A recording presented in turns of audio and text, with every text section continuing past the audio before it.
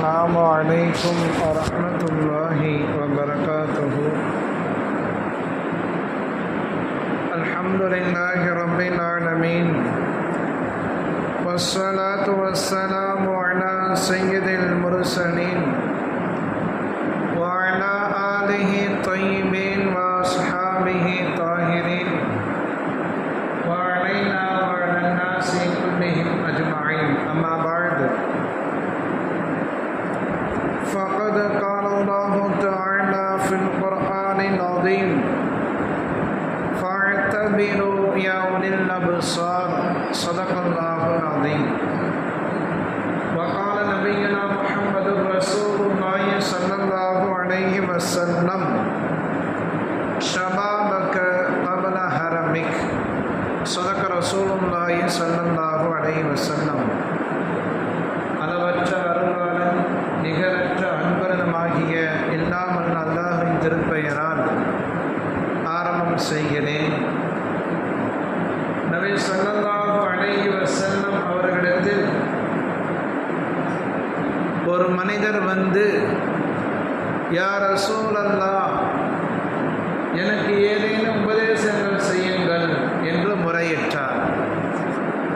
அப்பொழுது நபி ஸல்லல்லாஹு அலைஹி வஸல்லம் அவர்கள் வருமுன் காப்போம் என்ற தலைப்பின் கீழ் ஒரு 5 செய்திகளை சொல்லித் தருகிறார்கள். வருமுன் காப்போம் என்ற தலைப்பின் கீழ் 5 நமக்கு வருவதற்கு முன்பதாக 5 நிலைகளை நாம் பற்றி பிடித்துக் கொள்ள வேண்டும். நபி அவர்கள் அந்த மனிதருக்கு செய்த உபதேசங்களில் முதலாவது, ஷபாபக கபல ஹரமிக்க, உனக்கு வயோதிகம் வருவதற்கு முன்னால் உன் வாலிப பருவத்தை, இளமை பருவத்தை நீ பற்றி பிடித்துக்கொள். மிக முக்கியமானது. ஒரு முஃமின் இந்த உலகில் குழந்தை பருவம், இளமை பருவம், முதுமை பருவம் என்ற 3 பருவங்களை அடைவார். இந்த 3 பருவங்களை நபி அவர்கள் மையப்படுத்தி குறிப்பிட்டு சொன்ன பருவம் ஷபாபக கபல ஹரமிக்க. மனிதனே, உனக்கு வயோதிகம் வருவதற்கு முன்னால், வணக்க வழிபாடுகள் செய்ய முடியாத இயலாமை உனக்கு வருவதற்கு முன்னால், ஆரோக்கியமான பலமாக இருக்கக்கூடிய அந்த வாலிப பருவத்தை நீ பற்றி பிடித்துக்கொள் என்று நபி ஸல்லல்லாஹு அலைஹி வஸல்லம் அவர்கள் செய்திருக்கிறார்கள். அல்லாஹ்வே திருக்குர்ஆனில் இந்த வாலிப பருவத்தை சொல்கின்ற பொழுது குவத், சக்தி வாய்ந்த பருவம் என்று குறிப்பிடுகிறார். மனிதனை பலகீனத்தில் படைத்தோம், அது குழந்தை பருவம். இறுதியாக மனிதனை நாம் பலகீன பருவத்தில் ஆக்குவோம், அது முதுமை பருவம். இரண்டாவதாக அல்லாஹ் குறிப்பிட்டு சொல்லக்கூடிய பருவம் இந்த இளமை பருவம். இந்த இளமை பருவத்தை குறிப்பிடுகின்ற பொழுது குவத்தன், சக்தி வாய்ந்த பருவமாக இந்த இளமையை நாம் ஆக்கியிருக்கிறோம். எனவேதான் நபி ஸல்லல்லாஹு அலைஹி வஸல்லம் அவர்கள் இந்த வாலிப பருவத்தை நீ பற்றி பிடித்துக்கொள் என்றால், இந்த வாலிப பருவத்தில் தான் அதிகமான நன்மைகளை செய்ய முடியும், சாதிக்க முடியும். முதுமை பருவத்தில் ஒருவர் நிம்மதியாக ஓய்வெடுக்க வேண்டும் என்றால் அந்த மனிதர் இளமை பருவத்தை ஒழுங்காக பயன்படுத்தியிருக்க வேண்டும். எனவேதான் ஒரு கவிதையில் சொல்வார்கள், ஒரு கவிஞர் இப்படி பாடுகிறார்: லைத்த ஷபாபை அழுதா. 60 வயதில் உள்ள ஒரு முதியவர் கவி பாடுகிறார், எனக்கு வாலிபம் திரும்பக்கூடாதா, எனக்கு வாலிபம் எனக்கு திரும்பக்கூடாதா? அவ்வாறு திரும்பினால் இந்த வயோதிகம் முதுமை என்னை படுத்துகிற பாடை நான் அந்த வாலிப பருவத்திற்கு சொல்லுவேன் என்று கவி படிக்கிறார். ஏனென்றால் முதுமை பருவத்தில் அவரால் நின்று தொழுக முடியவில்லை, வணக்க வழிபாட்டை செய்ய முடியவில்லை, உடல் ஒத்துழைப்பு இல்லை, வியாபார நடவடிக்கைகளில் ஈடுபட முடியவில்லை, நடக்க முடியவில்லை, ஓட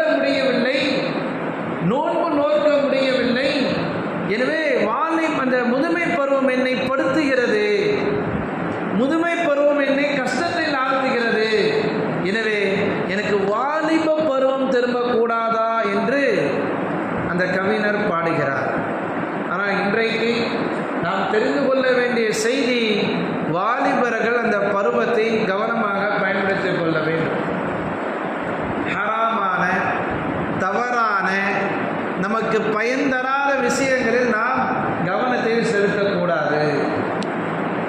சென்ற வாரம் கூட நமது அத்திக்கடையில் ஒருவர் மது அருந்தி கொண்டு வேகமாக பைக்கில் சென்று ஒரு ஆட்டோவின் மீது மோதி உடனடியாக அந்த இடத்திலே அகால மரணத்தை தழுவினார். நான் கூட ஏதோ எதிரில் வந்த வேன் தான் போதிவிட்டதோ என்று நினைத்தேன். ஆனால் விசாரித்த பொழுது இவர்தான் மது அருந்ததின் காரணமாக வேகமாக வண்டியை கொண்டு வந்து அதை செலுத்தினார். இத்தனைக்கும் நிச்சயமான ஒரு இளைஞன், வாலிபன், 2 தினங்களில் வெளிநாட்டிற்கு பயணம் செல்லக்கூடிய ஒரு வாலிபர், இப்படி தங்களுடைய நேரங்களையும் தங்களுடைய பருவத்தை புரியாமல் அந்த பைக் ரேஸுகளிலும் முடிகளிலும் அதிகம் கவனம் செலுத்துகிறார்கள், ஆடைகளில் கவனம் செலுத்துகிறார்கள். ஆனால் நபி ஸல்லல்லாஹு அலைஹி வஸல்லம் அவர்கள் காலத்தில் வாலிபர்கள், ஏன் வாலிப பருவத்தை எட்டக்கூடியவர்கள் கூட நான் போர் செய்ய வேண்டும், அல்லாஹ் ரசூலிற்காக வேண்டி நான் போர் செய்ய வேண்டும், நான் ஷஹீதாக வேண்டும் என்று ஆர்வம் கொண்டிருந்தார்கள். யாரு? இந்த வாலிப பருவத்தை எட்டக்கூடிய நிலையில் இருக்கக்கூடியவர். 2 சஹாபாக்கள் நபி ஸல்லல்லாஹு அலைஹி வஸல்லம் இடத்தில் வருகை தந்து, யா ரசூலல்லாஹ், எங்களுக்கு போர் செய்ய அனுமதி தாருங்கள் என்று கேட்டார்கள். வயசை பார்த்தாங்க, ஆளை பார்த்தாங்க. 14 வயது தான் ஆகிறது, 14 வயது தான் ஆகிறது. நீ சிறுவன், இன்னும் வாலிபன் ஆகவில்லை, நீ அடுத்த போருக்கு வா என்று நபி அவர்கள் அனுப்பிவிட்டார். எந்த அளவிற்கு என்று சொன்னால், அந்த 14 வயது உள்ள அந்த சிறுவர்கள் அந்த போருக்காக வேண்டி தேர்வு செய்கின்ற பொழுது தங்களுடைய உயரத்தை கூட்டி காட்டுவார்கள். விரல் நுனிகளில் நின்று கொண்டு தங்களை உயரமாக காட்டுவார்கள். ஏனென்றால் அப்பொழுதுதான் நபி அவர்கள் நம்மை தேர்வு செய்வார்கள்.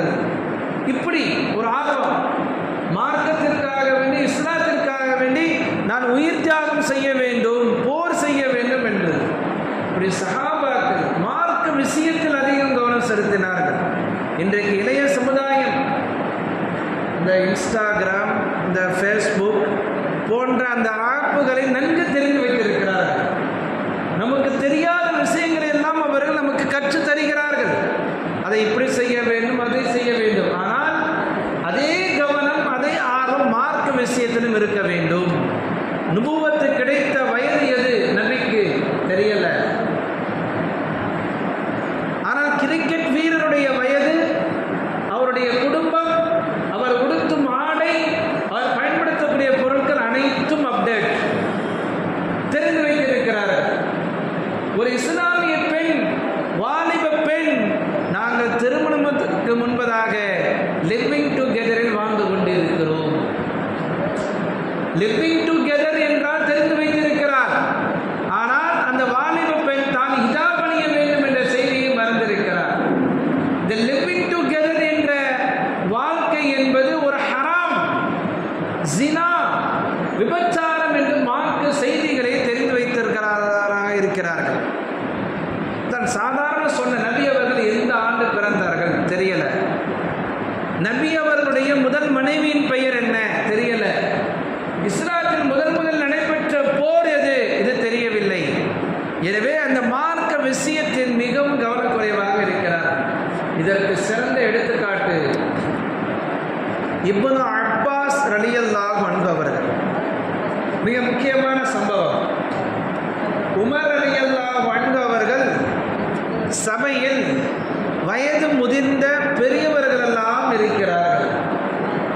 எல்லோரும் வயது முதிர்ந்தவர்கள், பெரியவர்கள், 40 வயதை தாண்டியவர்கள். இப்னு அப்பாஸ் ரலியல்லாஹு அன்ஹு அவர்கள் சிறு வயது வாலிபனாக இருந்தார்கள். உமர் ரலியல்லாஹு அன்ஹு அவர்கள் ஆலோசனை கூட்டத்தில் இப்னு அப்பாஸ் இங்கே வாங்க என்று அழைத்து அந்த சபையில் உட்கார வைத்தார்கள். இப்போ அந்த மூத்த சஹாபாக்கள், வயது முதிர்ந்தவர்கள் எல்லாம், என்ன இவருடைய வயசு, நமக்கெல்லாம் பிள்ளைகள் இருக்கு, இந்த இப்னு அப்பாஸை நம்மோடு உட்கார வைக்கிறார்களே என்று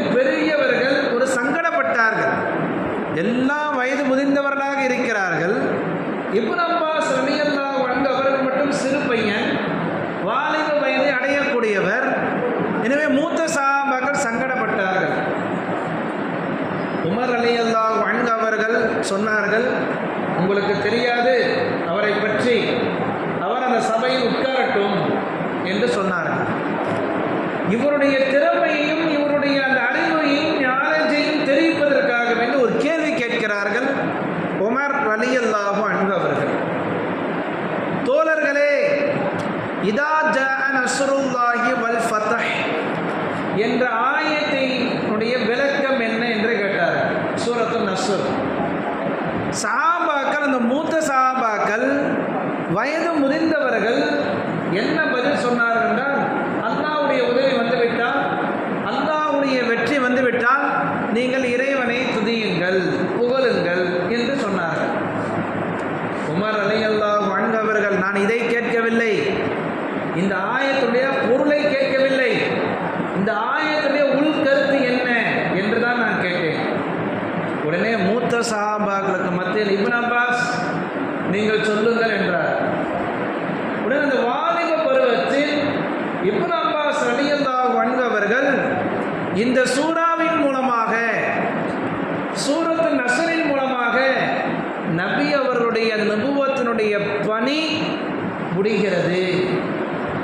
இன்னும் சற்று நாட்களில், சற்று மாதங்களில் நபி அவர்கள் வஃபாத்தாக போகிறார்கள், அவருடைய கடமை முடிந்துவிட்டது என்பதைத்தான் அல்லாஹ் சூரத்து நஸ்ரிலே குறிப்பிட்டு காட்டுகிறான். இப்பொழுது உமர் ரலியல்லாஹு சொன்னார்கள், இதுதான் சரியான பதில். மூத்த சஹாபாக்கள், பெரியவர்கள் சொன்ன பதில் தவறு. சின்ன சஹாபியாகிய அந்த வாலிப பருவத்தில் இருக்கக்கூடிய அந்த இப்னு அப்பாஸ் ரலியல்லாஹு அன்ஹு அவர்கள் சொன்ன பதில் தான் சரியானது. இன்றைக்கு மேலோட்டமான முக்கியமான செய்திகளே நாம் தெரியாதவர்களாக இளைய சமுதாயம் வளர்ந்து கொண்டிருக்கிறது. உலக காரியங்களில் அதிகமான விஷயங்களை தெரிந்து கொள்கிறார்கள், அதற்காக வேண்டி தங்களை புதுப்பித்துக் கொள்கிறார்கள். தெரியாதவர்கள் கேட்டு தெரிந்து கொள்கிறார்கள். ஆனால் மார்க்க விஷயத்தில், ஈமான் விஷயத்தில் அதை கேட்டு தெரிந்து கொள்ள வேண்டும் என்ற ஒரு ஆர்வம் கிடையாது. எனவே வாலிபர்கள் இந்த வாலிப பருவத்தை மார்க்க விஷயத்திலும், தங்களுடைய பொருளாதார விஷயத்திலும், தங்களுடைய பெற்றோர்களை கருத்தில் கொண்டு தீய நடவடிக்கைகளை விட்டும் தவிர்ந்து இருக்க வேண்டும். அதைத்தான் நபி அவர்கள் ஷபாபக கபல ஹரமிக்க, உனக்கு வயோதிகம் வருவதற்கு முன்னால் உன் வாலிப பருவத்தை பற்றி பிடித்துக் கொள். வயோதிகம் வந்துவிட்டால் அதிகமான வணக்க வழிபாடுகள், மார்க்கத்தை வெளியூர்களுக்கு சென்று கற்கக்கூடிய வாய்ப்பு ஏற்படாது. எனவே தான் வாலிபத்தை நீ பற்றி பிடித்துக் கொள் என்று நபி அவர்கள் சொன்னார். இரண்டாவது, சிஹ்ஹதக கபல சுகுமிக்க, உனக்கு நோய் வருவதற்கு முன்னால் உன் ஆரோக்கியத்தை பற்றி பிடித்துக்கொள். ஒரு மனிதருக்கு நோய் வந்துவிட்டது, அவரால் எந்த ஒரு வணக்க வழிபாடுகளும் செய்ய முடியாது. அப்ப என்ன செய்யணும்? நமக்கு ஆரோக்கியமாக, உடல் பலமாக, உடல் சக்தியாக வாய்ப்பு கிடைக்கின்ற பொழுது அந்த ஆரோக்கியத்தை பயன்படுத்திக் கொள்ள வேண்டும். 70 வயது ஆகிவிட்டால், 80 வயது ஆகிவிட்டால் தராவிஹ் தொழுகையெல்லாம் நின்று கொண்டு தொழுக முடியாது. 20 ரக்காத்துகளை உட்கார்ந்தான் தொழுக வேண்டிய சூழ்நிலை வரும். எனவே தான் நபி அவர்கள், உனக்கு நோய் வருவதற்கு முன்னால் ஆரோக்கியமாக இருக்கின்ற பொழுது அந்த ஆரோக்கிய பருவத்தை நீ பற்றி பிடித்துக்கொள். எனவே தான் நபி அவர்கள் சொன்னார்கள், 2 விஷயங்கள் மக்கள் மிகவும் கவனக்குறைவாக இருக்கிறார்கள், பொடுபோக்காக இருக்கிறார்கள். ஒன்று அஸ்ஸிஹ்ஹத் வல் ஃபராக், ஆரோக்கியத்தில் மக்கள் மிகவும் கவனக்குறைவாக இருக்கிறார்கள். இரண்டாவது, ஓய்வு நேரம் கிடைக்கின்ற பொழுது வேலை இல்லாத நேரங்களில் அதை வீணடித்துக் கொண்டு அதை கழிக்கிறார்கள்.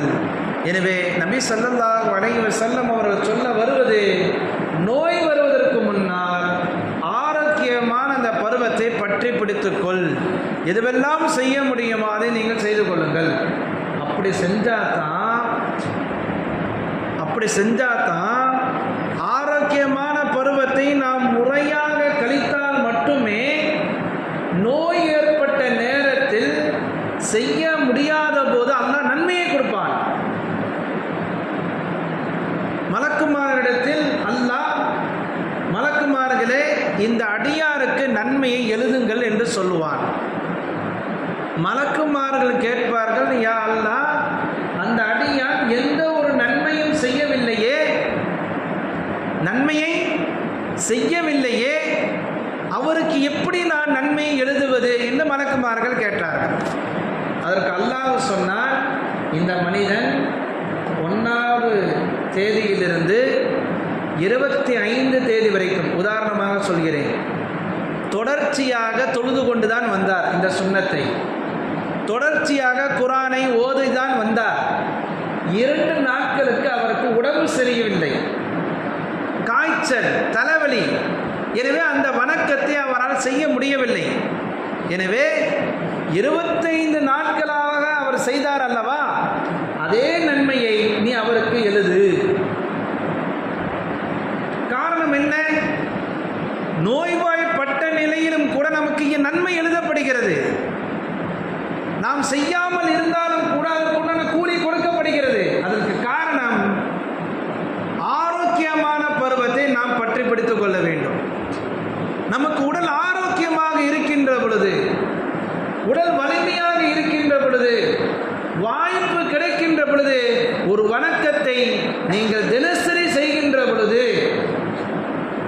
என்றைக்காவது ஒரு நாள் ஒரு வேலை பளுவின் காரணமாக அல்லது உடல்நிலை சரியில்லாததன் காரணமாக செய்யாமல் விட்டால் நமக்கு நன்மை எழுதப்படும். ஹதீஸில் வந்திருக்கிறது. அதற்கு ஒரே காரணம், ஆரோக்கியமான நிலையில் அந்த வணக்கத்தை நாம் செய்து கொண்டே வர வேண்டும்.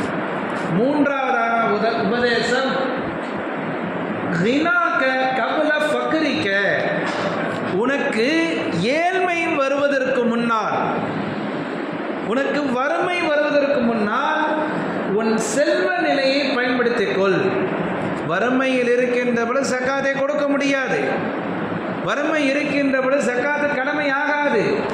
வறுமையில் இருக்கின்ற பொழுது, நாம் சிரமத்தில் இருக்கின்ற பொழுது சதக்கா கொடுக்க முடியாது. இப்போ வறுமை இல்லாத பொழுது, நம்மிடத்தில் பணம் இருக்கின்ற பொழுது, நம்மிடத்தில் பொருளாதாரம் இருக்கின்ற பொழுது அதை நாம் பயன்படுத்த வேண்டும். ஜக்காத்தை கொடுக்க வேண்டும், சதக்காவை கொடுக்க வேண்டும். ஒன்றுமில்லை, நபி ஸல்லல்லாஹு அலைஹி வஸல்லம் அவர்கள் யதார்ச்சையாக அசர் தொழுகையை நடத்துகிறார்கள். உக்பத்து பின் ஹாரிஸ் என்ற சஹாபி இந்த ஹதீஸை அறிவிக்கிறார்கள். நபி ஸல்லல்லாஹு அலைஹி வஸல்லம் அவர்கள் அசர் தொழுகையை நடத்தி முடித்துவிட்டு மக்களுடைய அந்த தோல் புஜங்களை எல்லாம் தாண்டி தாண்டி வீட்டிற்கு விரைவாக சென்றார்கள். தொழுகை முடித்தவுடன் யாரேனும் அப்படியே சென்றால், அதுவும் குறிப்பாக தொழுகை வைக்கக்கூடிய இமாம் சென்றால் எல்லோரும் பதறி போவார்கள். என்னமோ ஏதோ, ஏன் தொழுகை வைத்தவுடன் ஓடுகிறார் என்று பதறி போவார்கள். அதே போல சஹாபாக்கள் நினைத்து கொண்ட, நபிக்கு என்ன ஆயிற்றோ, நபி அவர்கள் குடும்பத்தில் என்ன ஆயிற்றோ என்று ஒரு பயத்தில் எல்லாரும் உட்கார்ந்து இருக்கிறார்கள். தொழுகை முடிந்து நபி அவர்கள் ஒரு வேலையை செய்துவிட்டு வந்தார்கள். யா ரசூலல்லாஹ், என்ன ஆயிற்று? நீங்கள் தொழுதவுடன் விரைவாக சென்றீர்களே, என்ன காரணம்? நபி அவர்கள் சொன்னார்கள், இல்லை இல்லை, என்னுடைய வீட்டில் இன்றைக்கு ஒரு தங்க கட்டி இருக்கிறது. அந்த தங்க கட்டியை என்னோடு நான் வைத்திருப்பதை நான் வெறுக்கிறேன். அதை சதக்கா செய்யாமல், ஜகாத்தை கொடுக்காமல், அந்த செல்வத்தை, அந்த தங்கத்தை நான் கையில் வைத்திருப்பதை நான் வெறுக்கிறேன். எனவே எனக்கு ஞாபகம் வந்துவிட்டது, எனக்கு செல்வம் கிடைத்து விட்டது, என் வீட்டில் தங்க கட்டி இருக்கிறது, நான் சென்று உடனடியாக அதுக்கு தானம் தர்மம் செய்துவிட்டு வந்தேன், வேறு ஒன்றும் இல்லை என்று நபி ஸல்லல்லாஹு அலைஹி வஸல்லம் அவர்கள் சஹாபாக்களுக்கு சொல்லித் தந்தார்கள். இப்படி நபி அவர்கள் தங்களிடத்தில் அந்த செல்வம் கிடைக்கின்ற பொழுது,